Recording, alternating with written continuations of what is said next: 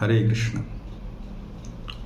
प्रसन्न आप होना चाहते हो, पूर्णतया प्रसन्न होना चाहते हो, वैकुंठ लोक में जाना चाहते हो, तो इसकी एक विधि बताई गई है, इस भगवत गीता में लिखी है। आप उसको पढ़िए और अपने जीवन में उतारने का प्रयास करिए।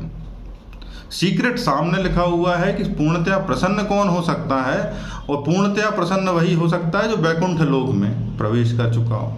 और वैकुंठ लोक मतलब जहाँ कुंठाएं ना हो, आपके मन की कुंठाएं, आपके मन के द्वेष दुख ना हो, तो जो शेष बचता है वह परमात्मा होता है वैकुंठ। आपके मन में ही वैकुंठ है, मतलब जहाँ आपके भीतर की शोक और कामनाएं मिट जाती हों, जिस मनोस्थिति में, वही वैकुंठ है। और वही वैकुंठ जो है किस तरीके से प्राप्त होता है, इसके विषय में कहाँ लिखा है? श्लोक क्रमांक 55 में भगवान कहते हैं, भक्त्या माम अभिजानाति यावान च अस्मि तत्वतः ततः ताम तत्वतः ज्ञात्वा विश्वते तत् अंतरम। केवल भक्ति से मुझे भगवान को विषय में जाना जा सकता है। जब मनुष्य ऐसी भक्ति में मेरे पूर्ण भावनामृत में होता है तो वह वैकुंठ जगत में प्रवेश करता है। तो भक्ति में आप वैकुंठ जगत में प्रवेश कर जाते हो। आप कौन? ये शरीर नहीं जिसे आप अपने मन में आप समझते हो। शरीर, भौतिक शरीर कहीं किसी लोक में नहीं जाने वाला है। कोई तुकाराम, माने राम, जो भी संत हुए हों, भगवान जैसे जिनको पूजा जाता है, वो कहीं वैकुंठ लोक में नहीं गए हैं।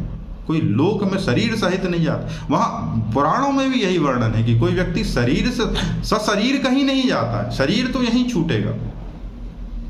और यदि जीवित अवस्था में ही रहो तो शरीर में हो, और शरीर में हो तो आपके मन में कहीं वैकुंठ लोक है, जहाँ कुंठाएं नहीं है, शोक नहीं है। तो ऐसा व्यक्ति जो जिसके मन में भक्ति में स्थित हो गया हो, जब मनुष्य ऐसी व्यक्ति के भक्ति के पूर्ण भावनामृत में होता है तो वैकुंठ लोक में प्रवेश करता है। अब आपके भीतर ही एक आप ऐसे लोक में चले जाओ जहां आपके भीतर इन दुखों से आपका जीवन प्रभावित नहीं हो। ऐसे जैसे कि मान लीजिए कि भक्त प्रहलाद खड़े हैं भौतिक शरीर में, उनके चारों तरफ कवच है, तो आपके मन में भी एक नारायण कवच लग जाए। कैसे लग जाए कि आप जो से आप समझते हो, जो मैं की जो भाव है, वो ऐसे महसूस करे कि चारों तरफ जो जीवन चल रहा है ये ऐसे चल रहा है जैसे कि पिक्चर में चल रहा हो, और आप उसे दूर खड़े होकर देख रहे हो। तो आपके ऊपर एक नारायण कवच लग गया। वो नारायण कवच क्या है? जो भी जीवन में जो भी चल रहा है उससे आपको अलग रखता है। अलग रखता है तो ये जो जीवन की अग्नि जो जलाती है वो आपको प्रभावित नहीं करती। जीवन की अग्नि जो आपके हृदय में जल रही है, संसार की अग्नि नहीं। संसार की अग्नि से तो शरीर जल ही जाएगा। जीवन की अग्नि जो आपके मन में है, आपकी इच्छाएं, आपकी कामनाएं, आपके दोष, आपके द्वेष, जो भी मन में चल रहा है, भय, लोभ, और उसके कारण मन में जो दुनिया भर की शंकाएं चल रही हैं, वही कुंठा का जगत है। वो भगवत भक्ति की शरणागत जो व्यक्ति हो जाता है वह इस कुंठा के जगत से पार होके वैकुंठ लोक में प्रवेश कर जाता है। यही सीक्रेट है। वो भगवत भक्ति करने का सबसे सरल तरीका क्या है? भगवान के नाम का स्मरण, पुनः स्मरण। हमें दुख क्यों होता है? क्योंकि हम विस्मृत हो गए हैं, भूल गए हैं। आत्म विस्मृति ही दुख है, और आत्म स्मृति जो है वही सुख है। आत्म स्मृति का सबसे सरल माध्यम क्या है? परमात्म स्मृति। परमात्म स्मृति का सबसे सरल माध्यम क्या है? भगवत नाम की शरण में जाना।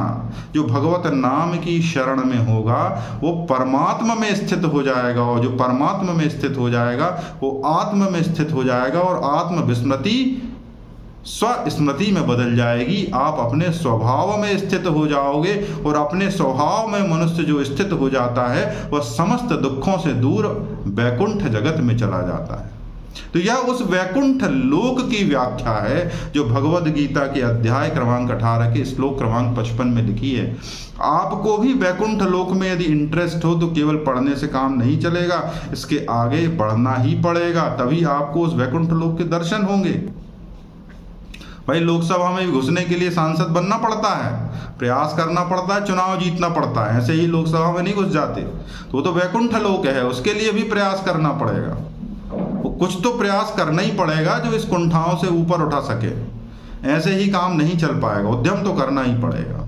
तो जो उद्यमी हैं, परिश्रमी हैं, जो कुंठाओं से ग्रसित हैं, उनसे निकलना चाहते हैं, उनके लिए स्वर्गीय खजाना सारे सीक्रेट इस अध्याय के अंदर लिखे हुए हैं। ये अध्याय क्रमांक 18 है। आप आइए श्लोक क्रमांक 54, 55, 56, 57 पढ़िए और इनसे प्रेरणा लेते हुए जीवन को श्रेष्ठ बनाने के लिए प्रयास करिए। आशा करता हूँ कि आपको ये श्लोक पसंद आएगा, इसका अर्थ पसंद आएगा, कोई जीवन को बेहतर बनाने में सहायता मिलेगी। श्लोक सुनने के लिए बहुत बहुत धन्यवाद। हरे कृष्णा।